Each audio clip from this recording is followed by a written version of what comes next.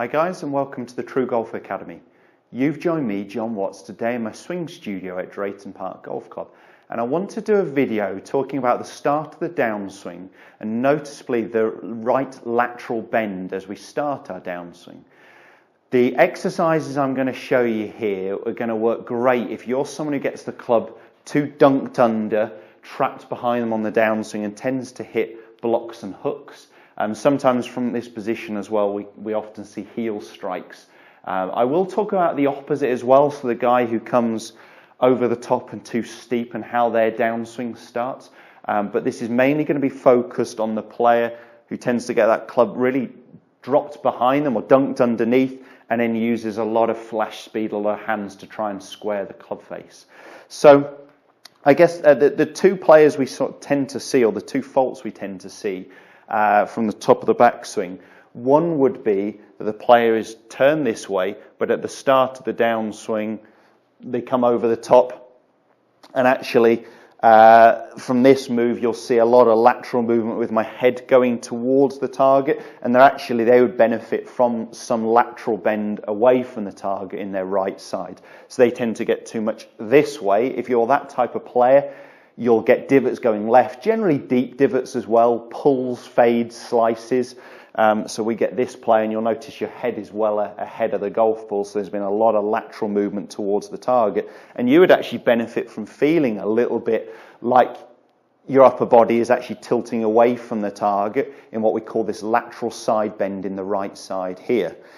The player I'm going to focus more on is, as I said, the player who gets the club too trapped behind them. So what we tend to see is they wind up in the backswing, and actually we see too much of this movement where their right side starts getting very low, left side gets very high. You can see that these canes I've got across my shoulders and across my hips are actually going to start pointing way up in the air here. My arms are going to be traveling very much from in to out, and it's going to be a big heave-ho to try and actually square that club face. So from down line, that player will look this way, okay? So the head starts going back away from the target, and they're really trying to start their downswing with their hips, which is correct, but they actually should have been starting it with a little bit more of the settling movement, so a slight squat rather than just that their left hip is thrusting forwards towards the target. So that player is trying to feel like it's hips, but it's the left hip is going forwards laterally too much towards the target, which encourages their upper body, the head, to tilt away from the target.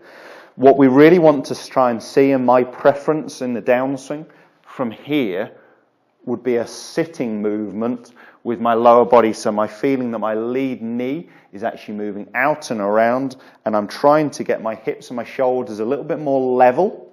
So from here, that movement, so my shoulders and my hips are more level to last parallel, P6, and at this position there's a pivot where my hips are actually moving up and to the left on the way through. So we're trying to rotate, and we're trying to feel at the start of the downswing my lead knee is moving out and around to level my hips, level my shoulders, and that's kept my head centered over the ball, so I'm not tilting too much one way or the other. So let me do that again. Wind up to the top, sit.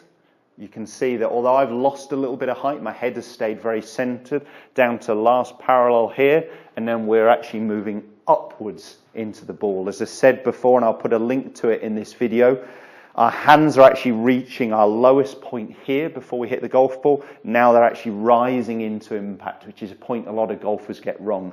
Those guys who get too much this way are very much hitting down, down, down, down, down. The compensation might be at impact. They panic and try and lift up to stop the club making contact with the ball. And the guy or the girl who gets too much this way, where their left hip is thrusting forwards towards the target and they got a lot of lateral bend to the right, should be contacting the ground before the ball, but again we'll tend to see a thrust upwards, but lots of hand and arms to try and square that club face. Let's go ahead and hit a couple, if I can get out of this.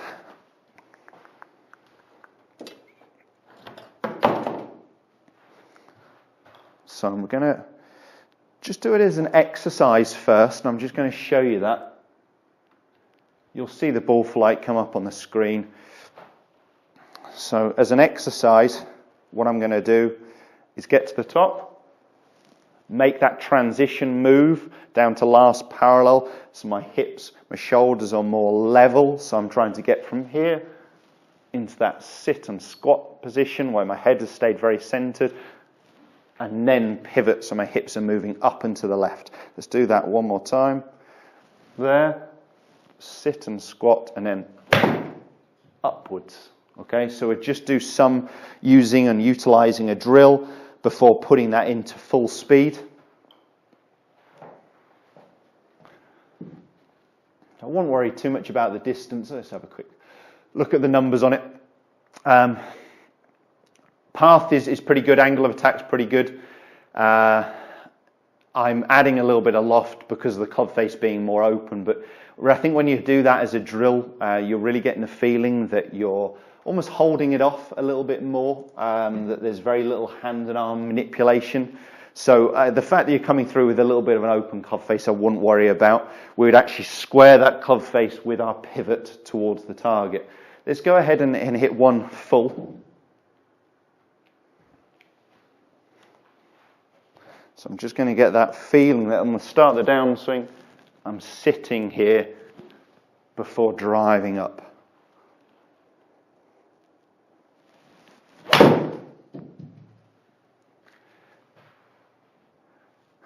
Definitely got that feeling, just left that face open again. But whenever you're working on something technical, you're bound to throw off the results a little bit. So again, similar to the last one really, good angle of attack, good swing path, just left the club face open. So I need to try and square that club face a little bit more with the pivot. Let's just do one more, just feeling a little bit more natural. So once you've done some technical exercises, just go ahead and try and put it into a full flowing movement.